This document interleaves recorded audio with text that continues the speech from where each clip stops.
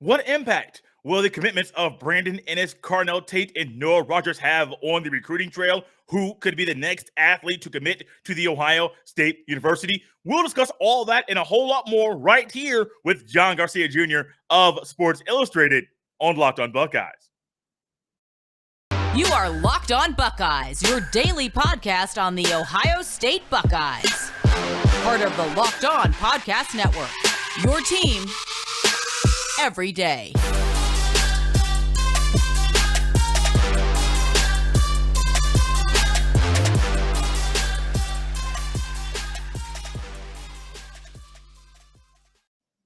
What is up, Buckeye fans? Welcome back to another episode of Locked On Buckeyes for the Locked On Podcast Network. I'm your host, Jay Stevens, also the host of the Jay Stevens Podcast. It is Monday, June 27th in the year 2022, and today's episode is brought to you by BetOnline. BetOnline has you covered this season with more props, odds, and lines than ever before. BetOnline, where the game starts. I would also like to thank you for making Locked On Buckeyes your first listen or first watch of every single day. On today's episode, we welcome back to Locked On Buckeyes Mr. John Garcia Jr. He is the Director of Football Recruiting at Sports Illustrated. As him and I discuss three commitments and what could come because of what happened on back-to-back days.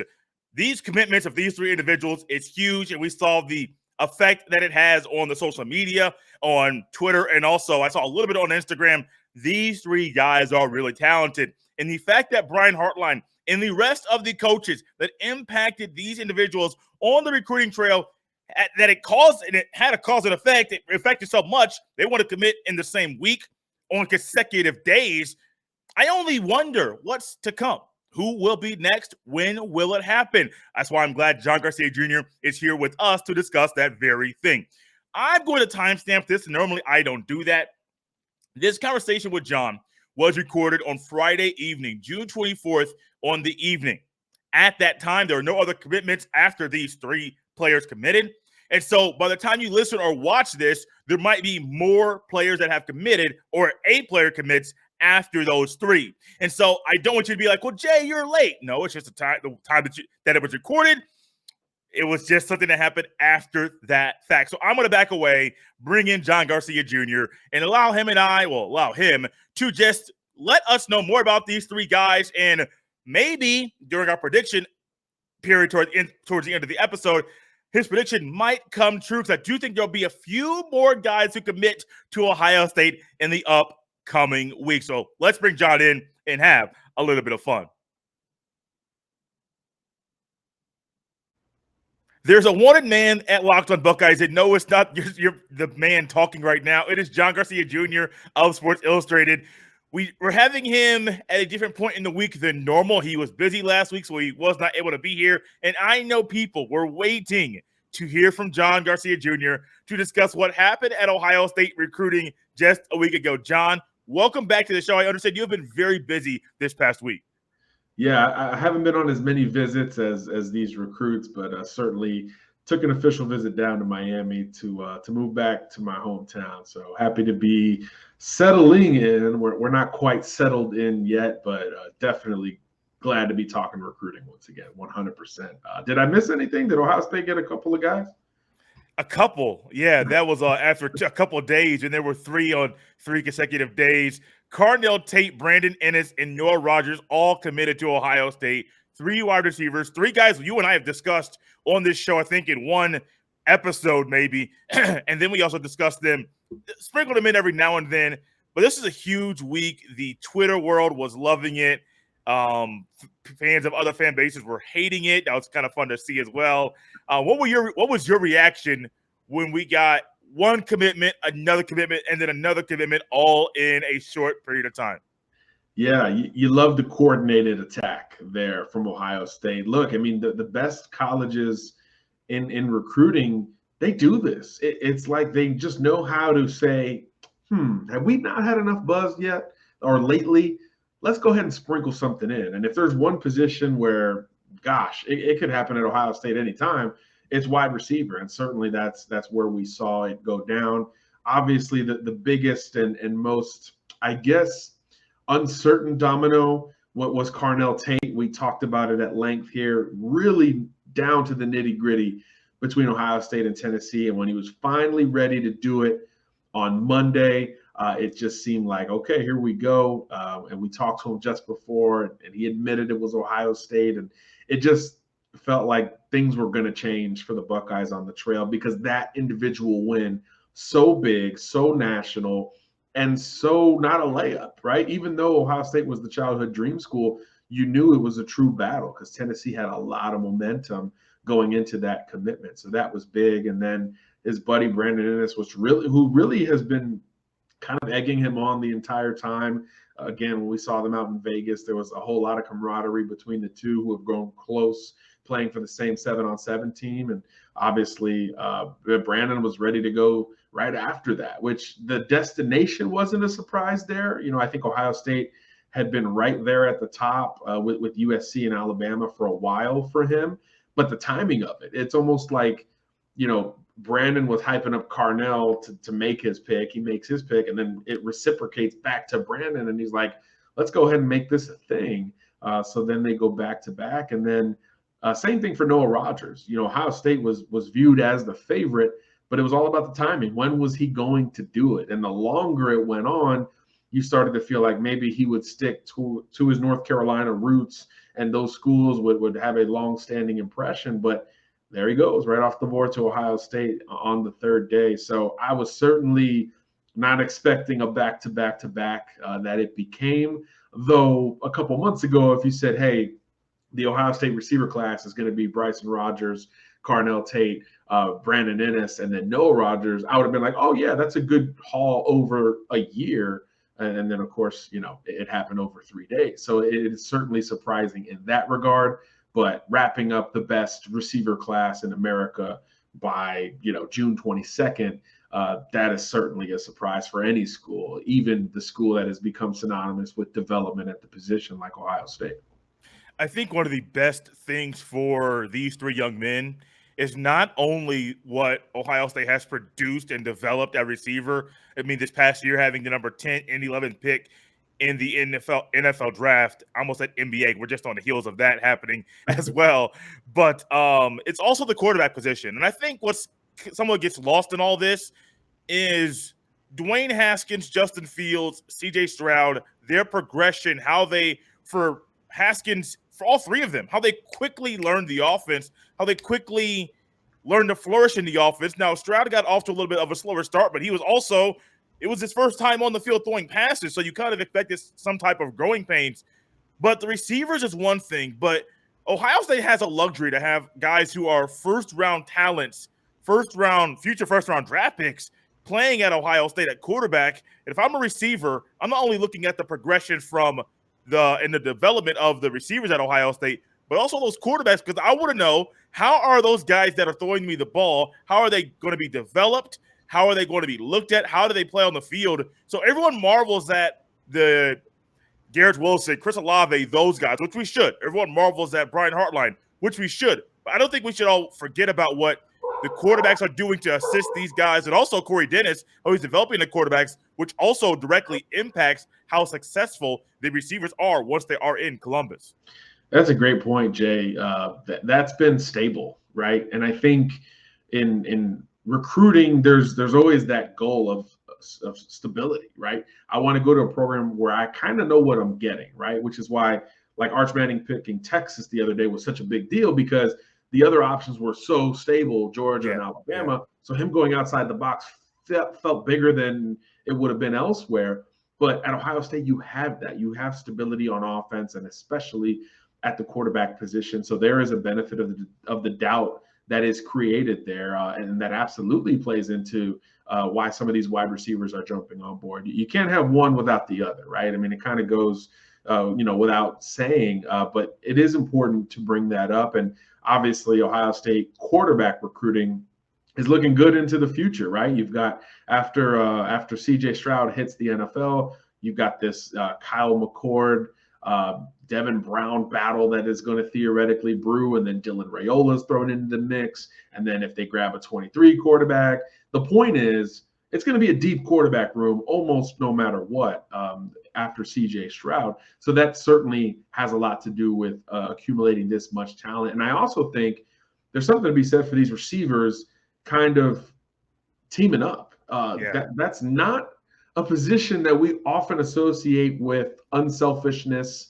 and just being a teammate in general, right? When's the last time you heard, man, this receiver, he is a great teammate? It's just like, it doesn't come up. It's about, that's like offensive linemen, maybe, defensive players who take on more responsibility to help others get a little bit more shine, etc. We don't hear that about wide receivers. So I do think there is some unselfishness here, but also a true openness to competition, much like those quarterbacks we talked about, that brings you to a program like Ohio State. There's a reason that the Buckeyes have always had an extremely talented roster, and you got to bring in competitive players, not just great players who want to kind of prove it every single day, and to have, let's be honest, the number 1 and 2 receivers, no matter how you want to flip them between Inniss and Tate, in the country going to the same school a day after the other. That says a lot about those kids and their own mentality on top of it, which is something that we've been able to see up close over the last couple of years. So it takes a lot to even target those guys together, much less navigate recruiting them simultaneously. And of course, it's a whole nother galaxy to land them on back-to-back days. But here we are. We are here with John Garcia Jr. of Sports Illustrated. He is the director of football recruiting for SI.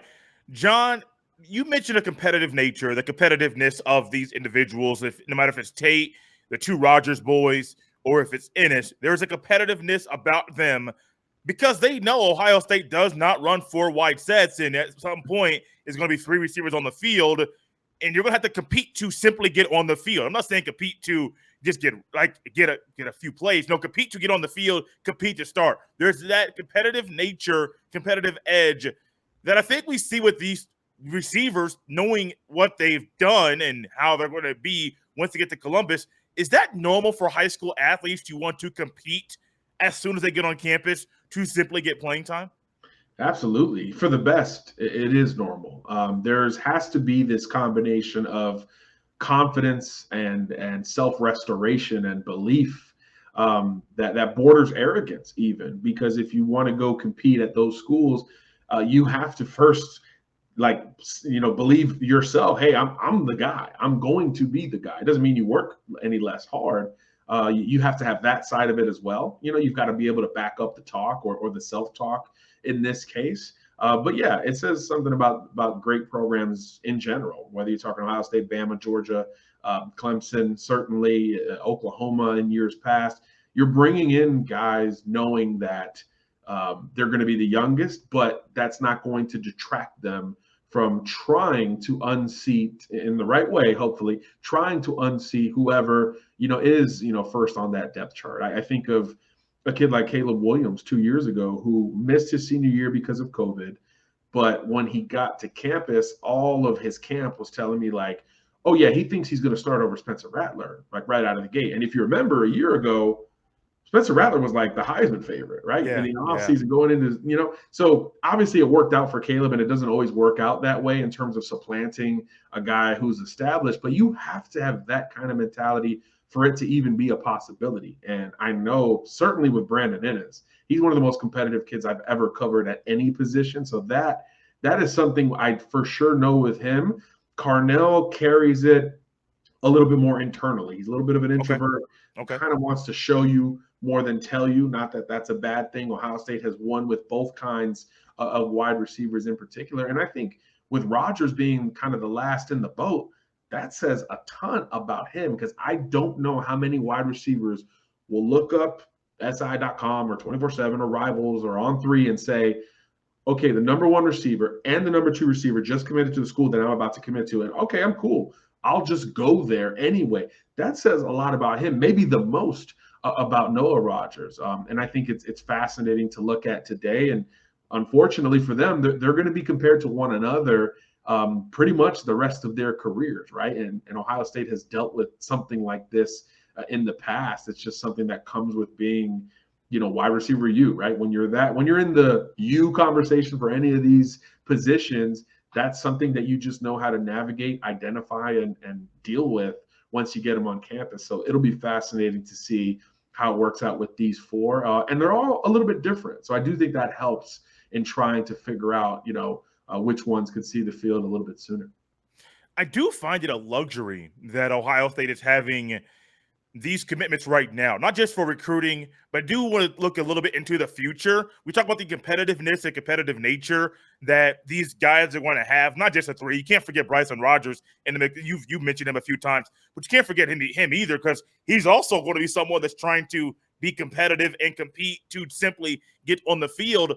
But this could be huge for other players on the team as they're seeing these receivers battle it out. Maybe it might be in the weight room. Maybe it might be in sprints. Maybe it might just be in a regular drill they do every day, but they're constantly competing with each other, not just to get on the field, but to simply get each other better. You want to talk about a way for offensive linemen or defensive linemen or linebackers or even the secondary that's going against these guys saying, oh, snap, they're getting better. They're competing. They're trying to get on the field. I have to step up my game so I can stay at the level that they're at. It's a great way to not just keep the standard and the bar high at Ohio State, but to raise the bar, as Brian Hartline and Ryan Day and Corey Dennis and the other coaches want to do. As you want to keep the bar high, you're going to get athletes that want to raise said bar. And as that bar is raised, you're going to quickly see, I do believe, hopefully, we do see players on the team rise to the bar and keep the standard high and keep it going up and up and up, because it's not only going to affect this recruiting class and the players that are already on the team, it's also going to affect future recruiting classes as well, because they're seeing something is special in Columbus. It's not just special. It's getting better and better and better. And, John, that might be the best thing about this is the competitiveness and how contagious it hopefully will be once these guys are in Columbus. 100%. And I love that you brought up how it translates to other positions. You don't think the secondary prospects are keeping an eye on these receivers coming in? Right. You're crazy. Of course they are. Of course they know, hey, if let's say I'm redshirting at Ohio State this year and I'm a corner and I'm looking at these kids coming in, I'm like, okay, hey, let's see. Those are the guys I'm going to have to compete against in practice every single day. I talked to a legend Cavazos, who transferred out of Ohio State to North Carolina. And I was like, man, what was it like?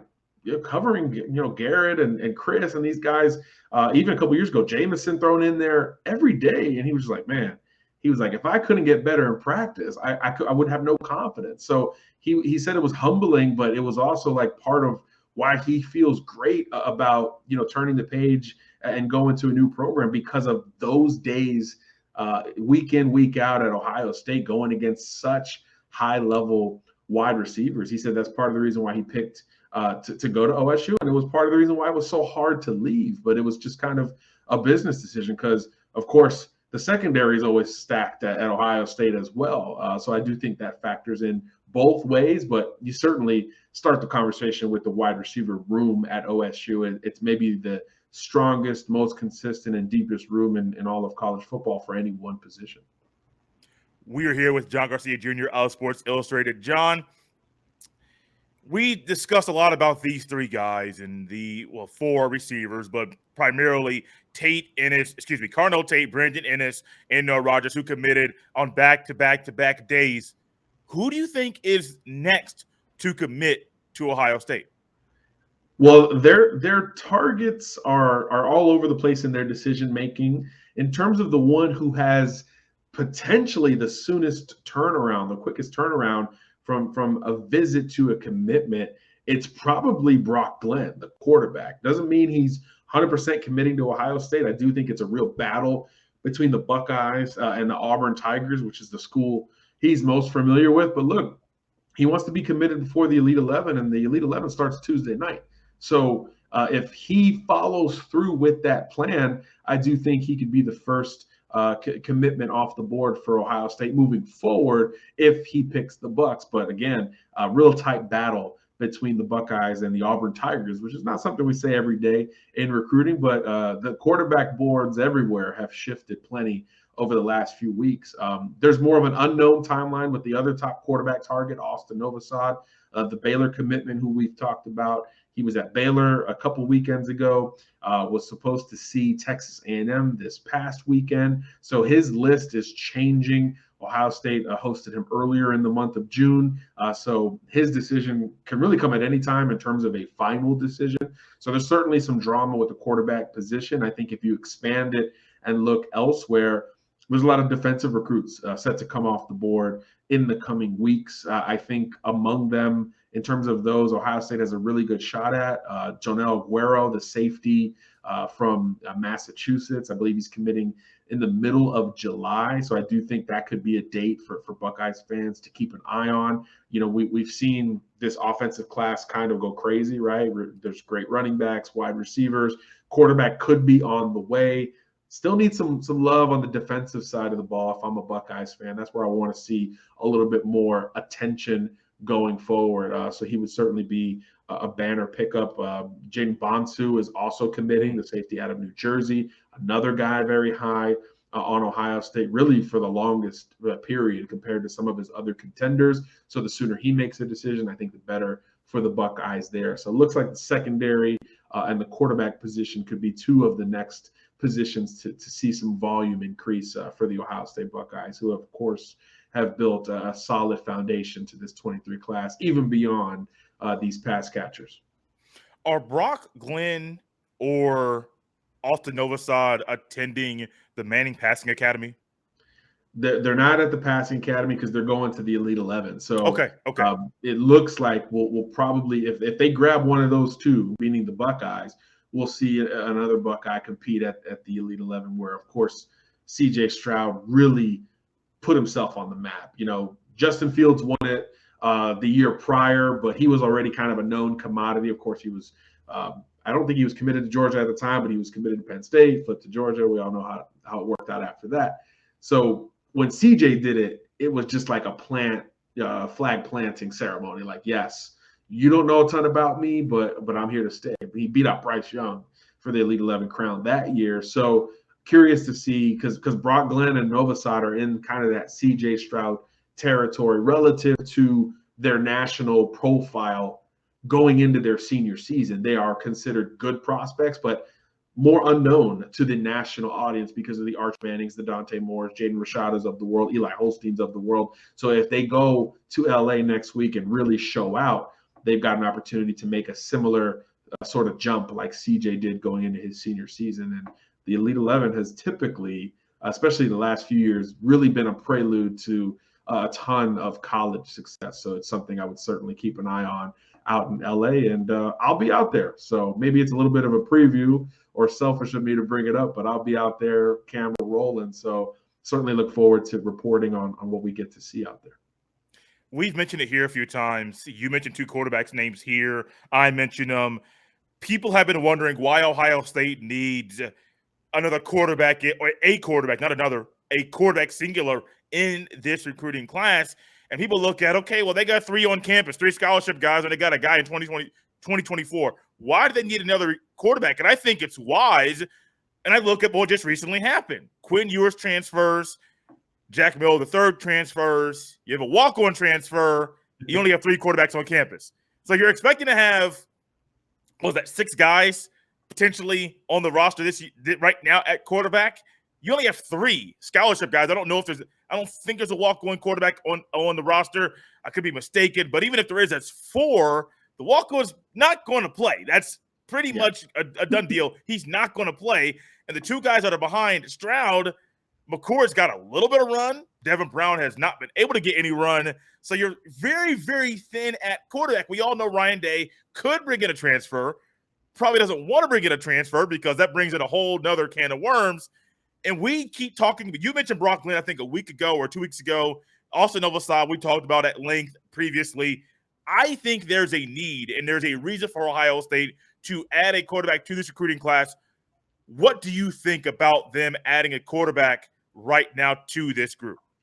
Yeah, I agree, Jay. I think you always want to bring in a quarterback every single cycle. Look, it's not going to work out with all of them. You know, the portal's taught us that.